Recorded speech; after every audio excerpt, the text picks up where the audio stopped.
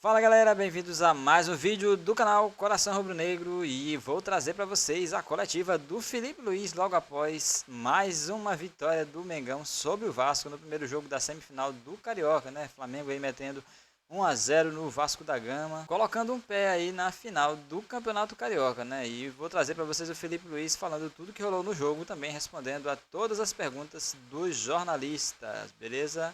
Falando também sobre essa polêmica do gramado sintético e de alguns jogadores titulares que foram poupados nessa partida, tá certo? Mas antes de ver o vídeo, eu quero te convidar a se inscrever no canal Coração Rubro-Negro. Então se inscreva, deixe o like, compartilhe o vídeo e também não se esqueça de ativar o sino da notificação, porque assim você será notificado sempre que trouxermos vídeos novos com notícias do maior clube do Brasil e do mundo, o nosso Mengão. E bora ver aí que o Felipe Luiz falou após essa grande vitória do Flamengo sobre o Vasco, galera. Dá os créditos aqui pro canal Litoral News, galera. Sei que você prefere falar sobre o coletivo, mas queria que você destacasse um pouquinho essa qualidade do Bruno Henrique, né, de ser decisivo. Como é ter um Bruno Henrique no ataque? Qual a importância desse jogador para você? Qual é a importância do Bruno Henrique para o Flamengo? É um jogador que chegou sem falar muito e continua sem falar muito e fala somente no campo, com números, com títulos, com gols, com sacrifício pelos companheiros, sacrifício pela equipe, joga em qualquer posição que você coloca ele. E clássico, os grandes jogadores aparecem, nos jogos mais difíceis é onde se vê os melhores e os grandes jogadores. E o Bruno é um deles. Então, para mim, eu que fui companheiro dele, fácil falar, mas a história, ela tá aí, diante dos nossos olhos, e é um prazer acompanhar de perto um jogador que continua fazendo história, independente aonde joga, com a idade que joga, quanto joga. Ele é muito especial. Felipe, oi. Felipe, Letícia Marques do GE.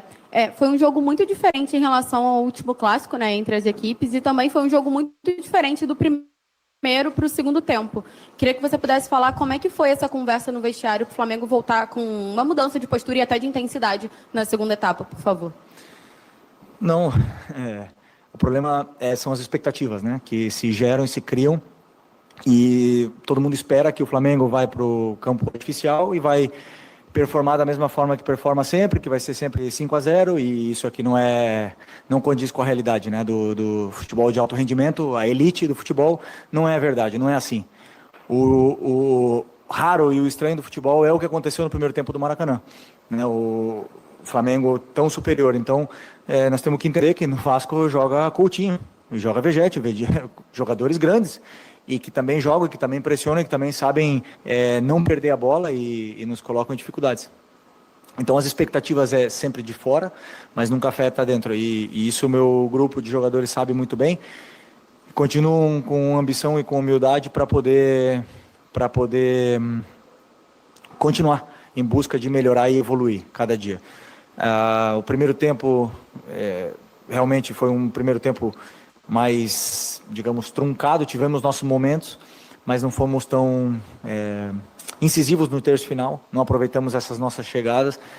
O adversário foi se readaptando às nossas investidas e foi neutralizando elas. No segundo tempo voltaram os jogadores a encontrar esses espaços e também se adaptaram um pouco mais com o campo, com a bola, com o tempo dela, para poder encontrar e ficar com essa finura. E aí vieram várias chances de gol, né, no segundo tempo até fazer o gol.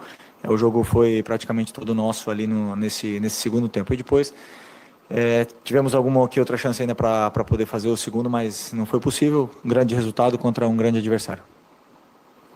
Boa noite, Felipe, tudo bom? Meu nome é Pedro Ramos, da Sintonia Esportiva. Primeiro, agradecer pela atenção. Primeira vez que eu estou cobrindo o jogo no estádio, então queria falar sobre primeiras vezes também, porque quem começou na lateral esquerda foi o Varela, improvisado, na primeira vez que ele joga como lateral esquerdo, mas, pelo menos que eu lembro, a primeira vez que o Ayrton Lucas entra durante o jogo para poder fazer esse papel de apoiar o lateral. Ele havia sido poupado para ser titular, mas ainda assim entrou no segundo tempo. Por quê? Obrigado. Ele havia sido poupado? Desculpa, não entendi o final só. Ele seria poupado pelas informações que a gente teve por conta do gramado sintético, vindo de lesão, okay, e tudo mais. Por que no segundo tempo ele entrou justamente para fazer essa função? Obrigado. Primeiro jogo, bem-vindo a essa loucura maravilhosa. Primeiro, porque o Varela está muito bem. Esse é o primeiro motivo. Porque ele não Na verdade, não está dando brecha nenhuma e está fazendo tudo bem. E nos dá muito para a equipe, defensivamente, ofensivamente, dá estabilidade. Então, mais do que poupar, é falar do momento do Varela, que jogando improvisado de lateral esquerdo, se sacrificando pela equipe, potencializou muito a equipe, né? Depois o Ayrton vem de uma pequenininha lesão no joelho, onde incomoda muito. Para quem já teve esse tipo de lesão sabe o quanto dói para bater na bola. E recém voltou a treinar essa semana e vocês bem sabem que vamos com calma com todos esses jogadores agora que vêm voltando de lesão. Então continua sendo importantíssimo, continua brigando por uma vaga no time e não foi a primeira vez que ele dobrou a lateral, já fez isso quando eu jogava do meu lado, então sei que ele pode nos oferecer muito aí também na frente. Buenas noches, Felipe, por acá. ¿Qué tal? Te quería preguntar por Eric Pulgar dos cosas. Primero, tu evaluación del partido de hoy por parte de Eric. Y segundo, cuando él juega con Everton Araujo, van alternando en la posición. Hoy le tocó ser un poco más un volante más protector de Gerson y de Georgian. Cuando le toca jugar así, ¿le pides cosas diferentes o la instrucción es la misma? ¿En portugués? ¿En español? Ok. Eric es un jugadorazo. Yo creo que si Eric fuese brasileño, estaría en la selección, titular de la selección brasileña. Eso es mi pensamiento. No hay muchos Erics en el mundo hoy, si lo buscas. Es un jugador importantísimo y no cambió nada. Las consignas que le pasé a Eric y Gerson son las mismas que les paso a Eric y a Everton Araújo, o Alan y a Everton Araújo, o Nico también. ¿Qué pasa? Que Gerson tiene una característica de estar más alto que bajo. Entonces le tocó mucho a Eric estar un poco más de apoyo, pero es un jugador que lee muy bien el juego y nos da mucho juego al equipo. Okay. Felipe, boa noite, parabéns pela vitória. Gabriel Reis, Revista Placar. Eu tenho algumas dúvidas, eu não vou conseguir perguntar todas.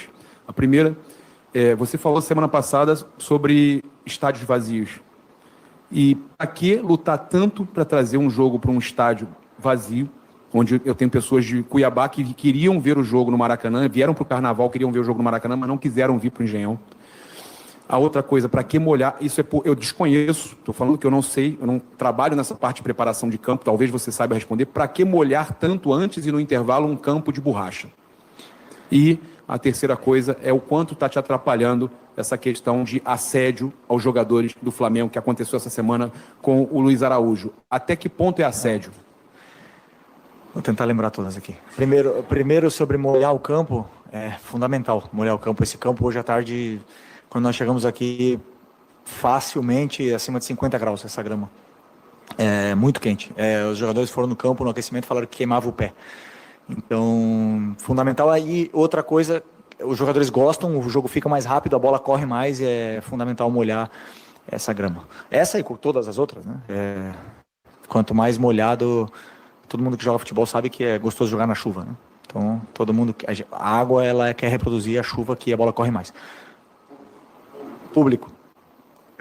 O público, eu particularmente tô no futebol e não tô na minha casa de férias pela torcida, porque eu amo o torcedor, o que envolve, a paixão que envolve o futebol extracampo. Então, tudo que me motiva é conquistar o carinho, fazer história para um grupo de torcedores, né, como eu fiz no Atlético de Madrid, como consegui fazer no Flamengo, vivi a segunda melhor geração da história do Flamengo como jogador e também do Atlético de Madrid. E isso é muita sorte no meu caso. Então, eu receber esse carinho do torcedor é o que me move, o que me dá, além de amar futebol, eu ver a torcida cantando, o estádio lotado, dificilmente outra coisa supera essa sensação na vida, na nossa vida, né? Então, claro, não existe nada melhor que um estádio lotado. Eu entendo o que o Vasco fez e confesso que falei antes do jogo e repito agora, teria feito a mesma coisa. Sim, tirado o Flamengo do Maracanã, a não ser que pudesse colocar toda a torcida do Vasco no Maracanã, não sei, acho que pelo regulamento não se pode fazer isso. Mas eu entendo o que eles fizeram, se eu tivesse no lugar deles, talvez também teria pensado em fazer a mesma coisa, mas pra gente foi bom, porque tirou a gente, como eu falei antes do jogo também, né, o Bernardinho fala, os campeões do desconforto, nos tirou do conforto, nos deu um desafio maior, nos preparou mais para o que vem, para o que virá durante o ano, né? Mas agora, isso sim, foi no limite da agressividade o jogo, né? Então, assim, isso é uma coisa que nós temos que olhar. E por último? O do Luiz Araújo. Normal, grandes jogadores sempre vão ser assediados. Então, grandes jogadores sempre vão ser assediados, é normal. Provavelmente todos eles tiveram alguma sondagem, alguma proposta, alguns recusaram imediatamente, outras o clube recusou, e é normal quando você fala de grandes jogadores, onde temos um elenco que 6 jogadores estão pré-convocados para a seleção brasileira, mais 4 para seleções, ou 5, né? Não, 4, né? 1, 2, 3, 5 jogadores para seleções internacionais. Nós estamos falando de um elenco diferente, né? Então é normal. O importante é que o Luiz ama o Flamengo, escolheu vir para cá, é um jogador importante e está feliz aqui. Então nada, nem ele nem nós queremos que ele saia. Vou botar uma pergunta para o jornalista, tá? Boa noite, Felipe. Léo José, do Coluna do Fla. Nesse jogo contra o Vasco e também principalmente naquele contra o Botafogo, na Taça Guanabara, foram 2 jogos em que o Flamengo teve muita dificuldade de se sentir confortável no campo de ataque. E essa vai ser a tônica de boa parte do Flamengo contra alguns times que não conseguem se equiparar tecnicamente com o Flamengo.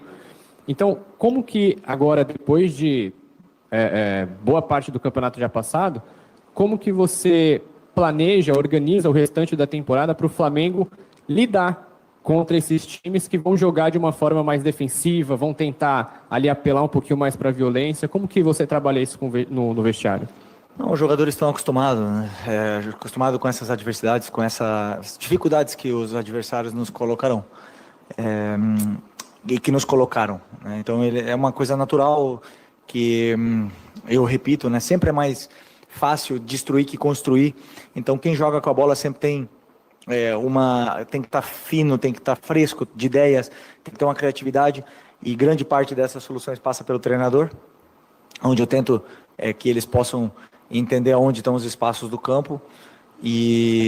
Mas claro que vai ter adversários que vão defender com linha de 5, outros com linha de 4, outros com 3 no meio, outros com 5 no meio, com 5, linha 4, 5, 1, sei lá, não sei. Vão acontecer muitas formas diferentes, e aí entra o treinador para fazer um plano de jogo para que esses jogadores se adaptem dentro do que o momento do jogo e encontrem os espaços. Agora, claro, como eu falei para vocês, o adversário também joga. Você tem grandes jogadores do outro lado do time do Vasco. Esse time é subestimado. Teve muitas críticas, mas eu vejo o meio-campo que o Vasco entrou hoje, um meio-campo excelente. E tem jogadores que, claro, que nos vão gerar dificuldade para poder entrar. Agora, confio muito nos meus jogadores, e souberam competir, souberam passar por os momentos, pelas fases do jogo, e aproveitamos a nossa chance para fazer o gol e aí sacramentar a vitória, que não é fácil ganhar e continuar ganhando. Eu valorizo muito. Desculpa. Perdão. Felipe, boa noite. Gabriel Alves, aqui da Sintonia Esportiva.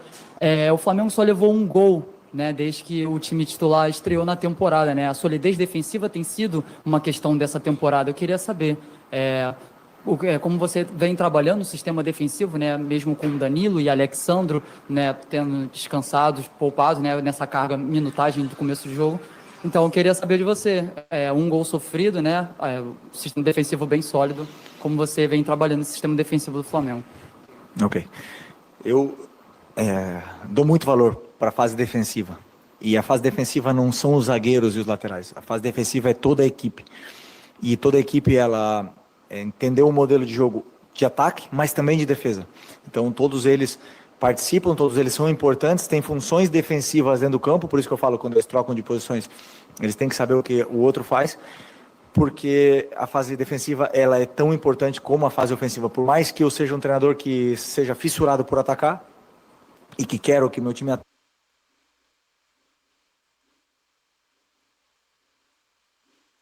ataque, a fase entendendo muito bem a ideia, né, que é uma ideia, como vocês bem sabem, que é uma ideia muito arriscada, mas eles tendem aceitam o risco e vêm praticando de uma forma muito boa. Poderíamos ter sofrido gol hoje e nos outros jogos.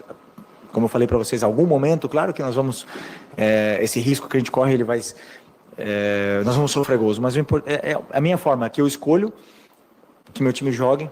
Então, é mais ou menos assim, eu escolho a forma que eu quero, se um dia for perder, que seja desse jeito, entendeu? Propondo, sendo impositivo, pressionando o adversário. Então, os gols, está claro que, enquanto o nosso time continuar defendendo muito bem, vão ser menos, mas que a longo prazo, claro que, para mim, a fase defensiva tem o mesmo peso que a ofensiva. Boa noite, Felipe. Aqui, Sidão Marinho da Litoral News. O jogo começou muito quente, né? Vários embates na parte do campo. E na saída do gramado, o Verratti, centroavante do Vasco, disse que 2 pontos decidiram o jogo. Uma sorte do Bruno Henrique, ele chamou de sorte a finalização, e a não expulsão do Wesley. Queria a sua visão sobre esses 2 lances e se essa fala pode influenciar em alguma coisa no jogo da volta. Obrigado. Não, absolutamente nada. Eu não vi, sinceramente, o lance do Wesley. Onde eu estava, eu vi que ele toca na bola primeiro, né? Então, vocês estão para julgar melhor do que eu. Da onde eu estava, sinceramente, não me pareceu nem falta, mas pelo que ele tinha na perna, pode ser que o Wesley tenha batido nele. Se vai influenciar ou não, claro que não, porque nenhum juiz entra no campo influenciado porque um atacante de um dos times falou alguma coisa. Todos os juízes eles entram para não errar e não serem protagonistas do jogo. Essa é a visão. E a outra? Sorte. Não é sorte. Trabalha muito. Muito, muito. O Bruno trabalha muito. O Bruno trabalha muito, pessoal. Muito. Nada é por acaso. Nada é por acaso. Beleza. Felipe, aqui.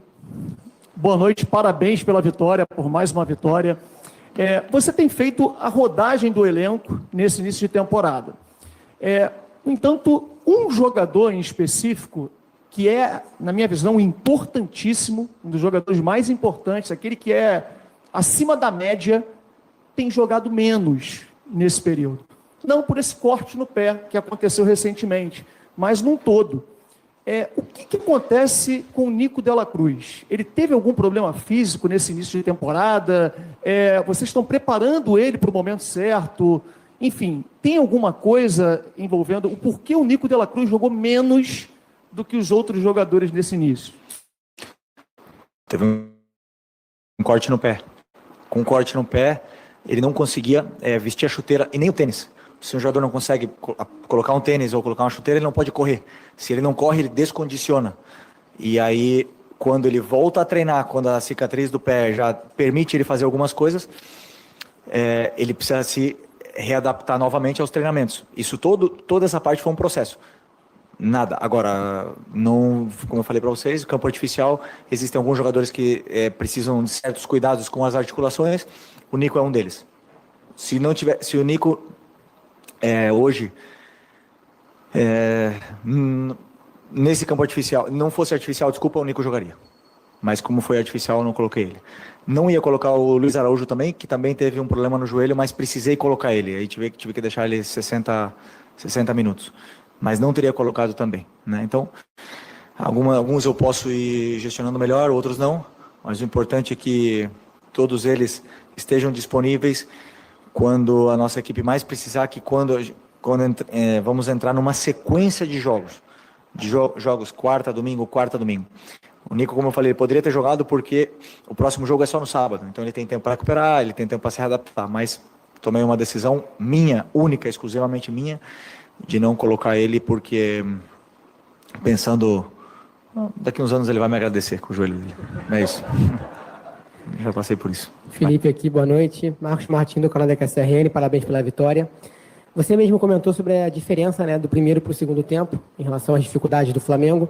E nós temos deu para perceber uma mudança tática específica. Você inicia o jogo com o Luiz Araújo pelo lado esquerdo, Plata do lado direito. No segundo tempo isso modifica, Plata começa a jogar mais pelo lado esquerdo, Luiz Araújo pelo lado direito.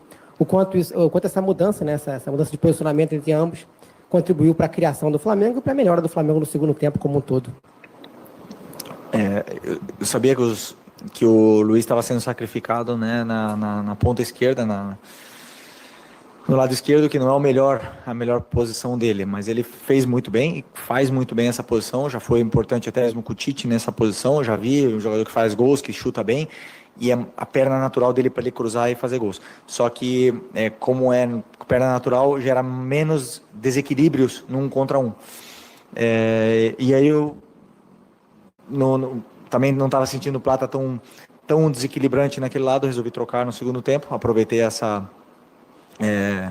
momento ali no começo do segundo tempo para trocar eles e os dois melhoraram, né? Tanto o Plata jogou sempre, soube se associar bem com a Arrascaeta e com o Eric e o Varela que estavam ali, e o Luiz começou a fazer mais perigo chegando desde trás, porque ele chuta muito forte.